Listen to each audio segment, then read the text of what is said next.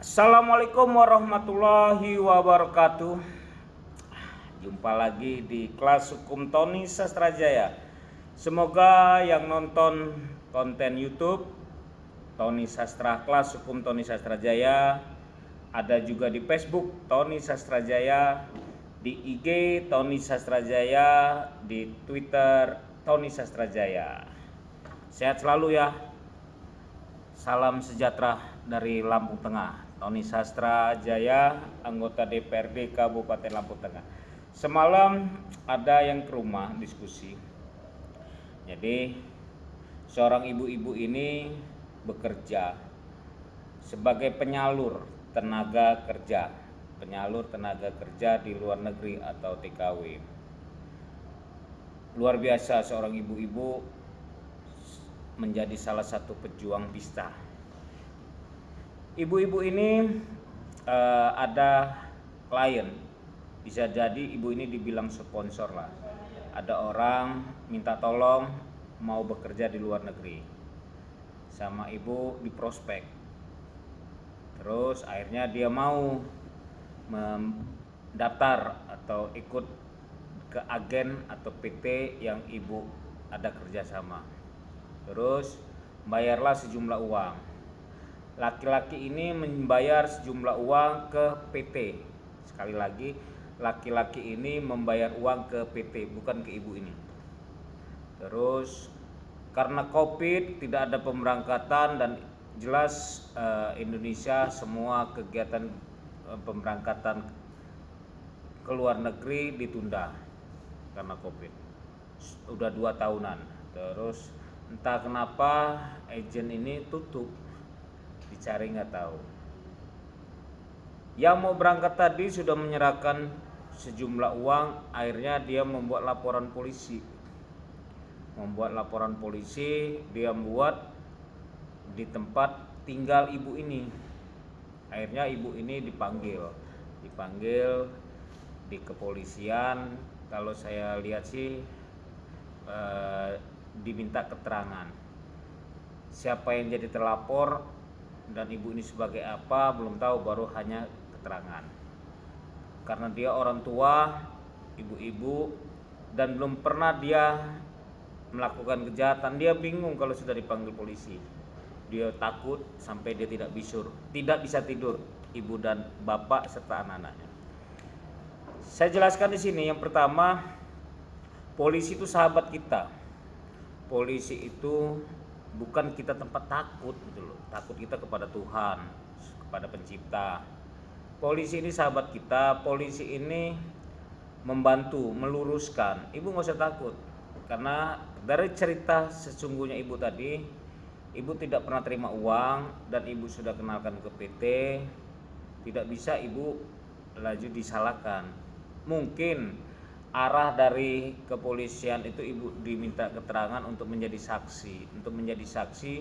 Benar nggak ibu ini melihat, benar nggak ibu ini tahu bahwa pelapor ini memberikan uang kepada si A atau kepada si PT. Cuma sekitaran itu saja. Sekali lagi, ibu nggak usah takut, bapak nggak usah takut. Polisi ini sahabat kita, polisi ini pengayom kita. Jelas itu, nggak ada polisi nakut-nakutin, nggak ada. Memang oknum, ada polisi-polisi yang serem mukanya, tapi kalau hatinya baik-baik teman-teman polisi kita ini, ya Bu, nggak usah takut, datang saja.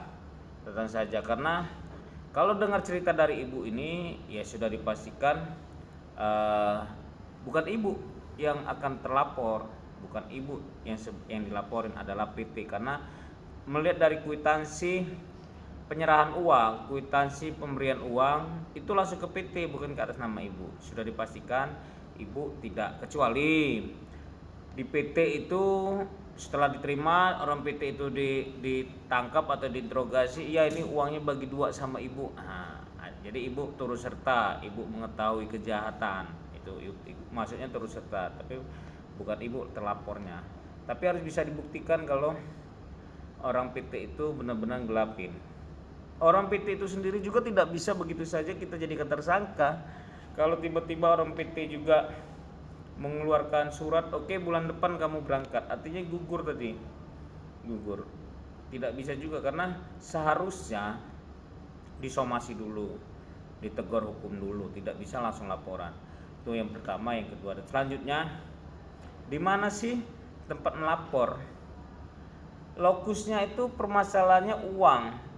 372 378 itu masalahnya uang. Di mana nyerahin uangnya? Kalau nyerahin, dengan cerita ibu nyerahin uangnya di Bandar Lampung, seharusnya membuat laporannya di Bandar Lampung, bukan di Metro. Karena saya dengar cerita ibu bahwa itu dilaporin ke polisi di Metro. Tapi tidak apa-apa, karena polisi tidak boleh menolak semua laporan.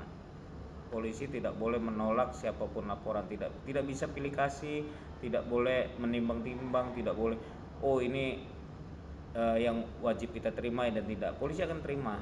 Nanti dia ada gelar, mereka akan pelajari unsurnya masuk atau tidak, begitu. Dan tadi seharusnya kalau memang objeknya di Bandar Lampung, nanti akan kepolisian akan limpahkan ini perkara. Kalau terima saja boleh, tidak ada larangan, tidak ada larangan, wajib hukumnya gitu loh, menerima laporan siapapun. Ya. Ini kembali lagi, ibu teori saya, ibu tidak bersalah kalau ibu memang tidak pernah menerima uang itu. Jangan takut hadapi. Polisi itu sahabat, polisi itu saudara, polisi itu pengayom kita. Jangan takut hadapi. Apalagi ibu bicara ada pengacara. Sebagai pengacara akan memberitahu, sebagai pengacara itu akan menjaga kliennya, sebagai pengacara itu tidak akan menjerumuskan kliennya. Itu pengacara yang benar, kecuali pengacara tanda kutip kepala dua, kanan kiri. Oke. Ya, jadi santai saja, hadapi saja. Siap, sukses. Santai saja, hadapi saja, nggak usah takut dengan semua perkara-perkara begitu. Sekali lagi, polisi sahabat kita, polisi teman kita, polisi pengayom kita, dia jagain kita loh. Ya ibu, ya sekali lagi ibu jangan takut, hadapi saja, dan yakinlah kalau ibu tidak pernah berbuat jahat, ibu tidak pernah makan uang itu tadi, ibu akan insya Allah aman dari laporan pidana. Nah, ada cerita di balik itu, ternyata karena suami ibu ada rasa takut, khawatir, akhirnya tanpa sepengetahuan ibu, suami ngasih uang ke orang tuanya pelapor. Jangan, ambil lagi karena tidak bisa juga gitu loh nutupin perkara. Kalau memang salah. Perdamaian bukan begitu. Perdamaian antara ibu dengan pelapor atau pelapor dengan PT, bukan ibu, bukan suami. Sekali lagi, jangan takut. Bapak yang uangnya sudah dititipkan, ambil. Kalau tidak ambil, malah orang itu yang akan kena. 372-nya kena. Ya, sebagai suami ambil uangnya, karena ada uang titipan, ambil semua. Mati baterainya.